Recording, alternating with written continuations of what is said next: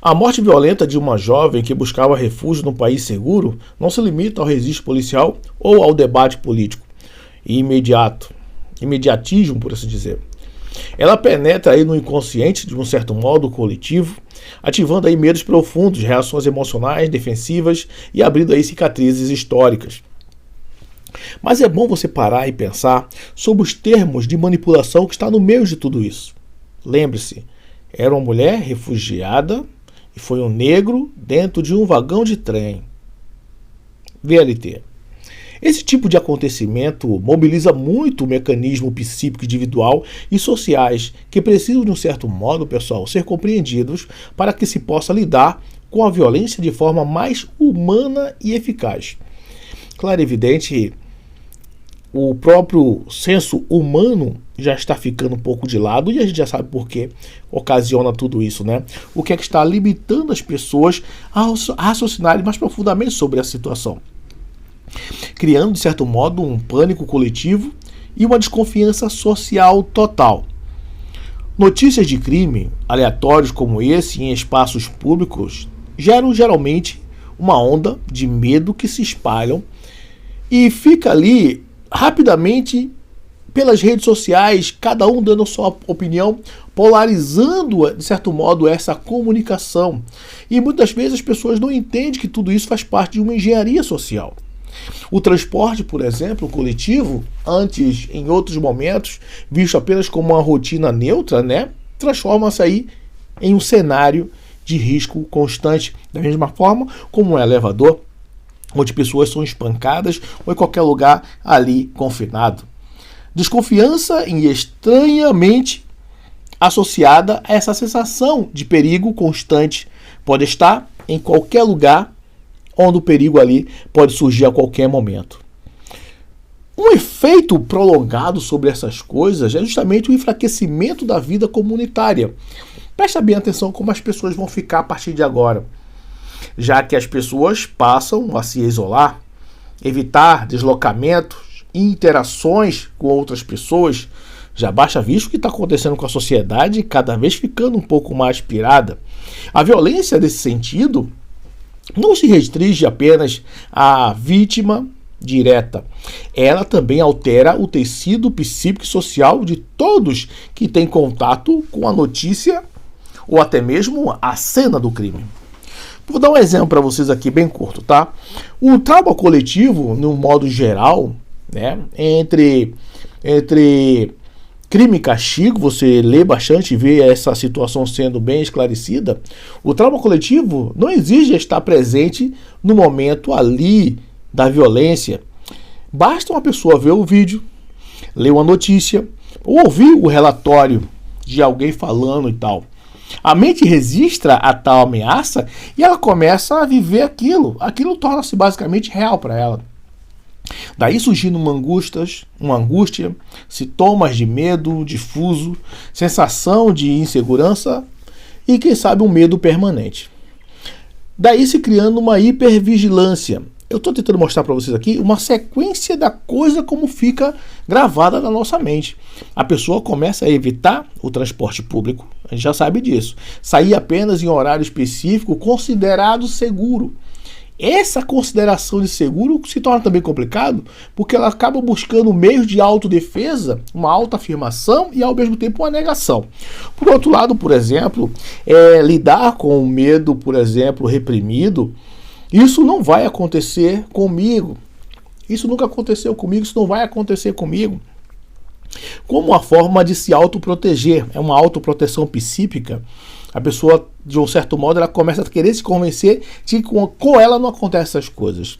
Ambas as reações, essa hipervigilância e negação, são defesas emocionais, tá? Diante aí de determinados traumas, mas pode levar, de algum momento assim, um esgotamento emocional de tal ponto, ou a alienação total da pessoa, ou extrema, né? Isso, às vezes, causa em algumas pessoas até uma crença limitante de determinadas coisas. Vem aí o papel da vergonha e da raiva. Vergonha por quê? De ponto de vista psicanalítico, por assim dizer, dois sentimentos fundamentais atravessam aí esse mar adentro, né? Emerge aí, de certo modo, desse contexto, a vergonha e a raiva. Por que eu quero falar sobre a vergonha e a raiva? Para vocês entenderem o sentido. Eu não estou justificando a ação ou não de quem agride, mas eu quero que você entenda o que ocorre na mente. A pessoa sente vergonha por sua vulnerabilidade, muitas das vezes, para não conseguir, de certo modo, se proteger, ou passar a proteger seus filhos, sua família e tal. Essa negação, essa verdade e fragilidade, essa vergonha pode se transformar aí em isolamento, recusa em pedir ajuda, por exemplo, ou até mesmo desprezo por sua própria fragilidade. E isso vai se amargurando, vai crescendo dentro de si, criando uma vergonha social nas camadas mais pobres, por assim dizer. A vergonha de viver em condições, muitas das vezes, precárias ou em territórios estigmatizados, né, reforça aí o silêncio, basicamente, da invisibilidade. Eu estou tentando trazer à luz uma linha de pensamento para que a gente entenda sobre o sair do racional e ir para o irracional, como ocorre. Algumas vezes isso impede, muitas das vezes, a vítima de denunciar, buscar apoio, perpetuando aí um ciclo de sofrimento contínuo. Tudo isso está misturado. Está entendendo como o caldeirão é cheio de narrativas? Raiva transformada em hostilidade. A raiva, quando ela não encontra um caminho, isso é muito importante para as pessoas que pensam, eu quero aprender a lutar, me defender, carregar uma arma, uma faca. Não é assim. A raiva, quando ela não encontra um caminho saudável de expressão, ela pode ser projetada contra um outro. Olha bem, só tem uma raiva reprimida ali e ela pega e se manifesta em ataques xenofóbicos, preconceitos generalizados, né? Ou até mesmo novos atos de violência, como estamos vendo aí, e perpetuando o trauma todos os dias. Isso causa, e também vem de quê? De memórias, tá? Memórias históricas. Vamos compreender como isso ocorre na memória histórica. Experiências de violências do passado. Não são eventos isolados, por assim dizer. Sociedades marcadas por opressão carregam aí, de certo modo, o inconsciente coletivo. As marcas de uma história ficam sempre ali no inconsciente coletivo. E de uma hora para outra, ela explode. Se torna uma mina e explode. Corpos de negros, por exemplo, historicamente tratados como descartáveis, mas isso também aconteceu com outros povos, é sempre bom deixar claro sobre isso. Por exemplo, a lógica da dominação e exploração ainda reverbera, de certo modo, em relação de poder e exclusão. Fica sempre baseado nessa balança aí. Uma segregação e pobreza estrutural. Geralmente, isso interage de forma inteira e cresce sob um estigma de marginalização, transmitido medo, raiva e desconfiança. Em outras palavras, eu poderia dizer para você que todas essas memórias não desaparecem assim de uma hora para outra. Elas vivem em narrativas, mitos, símbolos, moldados a uma forma como comunidades interpretam e reagem à violência social e atual. Tudo isso está muito claro nos dias de hoje.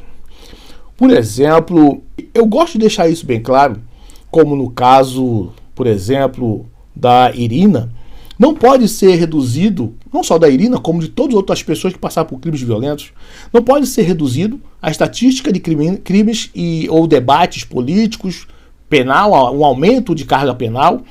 Eles nos obrigam a enxergar a violência em sua dimensão psíquica e histórica, uma ferida que se abre em cada indivíduo, mas que carrega ecos de traumas coletivos acumulados por séculos. Infelizmente, quando uma coisa dessa ocorre dentro da sociedade, que com certeza é trágico demais, a gente acaba apagando da nossa visão aquilo que está bem diante dos nossos olhos. Por quê? Porque quando um trauma, quando a engenharia social funciona assim, né? uma pessoa totalmente estressada, uma pessoa totalmente fora de si, uma pessoa que tem traços psicóticos ou se torna de um certo modo polarizado, né? Acaba polarizado extremamente por algo, isso acaba criando aí uma cegueira. E essa cegueira, essa crença alienante, essa cegueira, ela polariza e causa tudo isso que está acontecendo na sociedade. Mas tudo isso também é culpa da própria sociedade. Porque, infelizmente, por assim dizer, por muitos de nós só pensarmos em comer, dormir e procriar. Vivemos uma vida contínua de correria, de coisas que temos que fazer, que temos que provar. E essa correria constante faz com que? Faz simplesmente com que outras pessoas que a gente poderia chamar dos engenheiros sociais, né? As pessoas estão ali na busca, né, da pessoa, da mudança social que eles pretendem, que acham ser melhor. Eles vão se utilizar de quem? Da massa. E, infelizmente, a massa sempre é a dominante. A dominante que eu digo é a maior quantidade, né? Tem muito mais pessoas que servem como massa. Porque não precisa todos saberem que estão sendo manipulados. Basta você dar pão e circo, basta você fazer o que a maioria quer e deseja, que é simplesmente passar o dia bem. E todo o resto da manipulação, todo o resto da alienação, todo o resto dos psicopatas que estão dentro da nossa sociedade, fazendo com que essa sociedade deixe de ser cada vez mais humana. E no momento que ela vai se distanciando dessa humanidade que ela está deixando de ser, mais fácil ela vai se tornar para os dominadores do mundo.